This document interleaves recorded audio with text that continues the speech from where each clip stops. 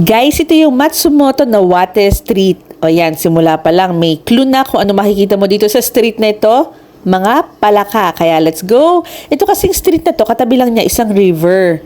Noong unang panahon daw, napaka-iingay daw ng mga palaka. Pero hindi sila naiinis kasi for them, swerte pa ang mga palaka.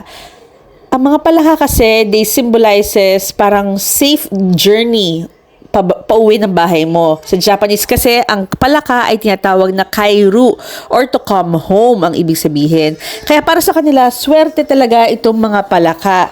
Nagpa-picture sila sa mga ganitong standee. Ang cute nga naman magpa-picture dito. At meron din ditong crepe-inspired palaka. At nakita ni Aika itong eye mask na ito. Sabi niya, parang familiar yung eye mask na yan. Parang familiar yung mata na yan. Tingnan niya natin kung sino bang kamukha niyan. Ay, kapatingin. I don't see any difference. Just green. Just green. Same eyes. Sabi na kami. Very happy ako na hindi nakakaramdam si Aika na nahihiya dahil sa kanyang malaking mata. Wala naman talaga siyang dapat ikahiya, 'di ba? Pero alam mo yun, minsan may mga taong nagsasabi na kapag malaki ang mata, mukha daw palaka.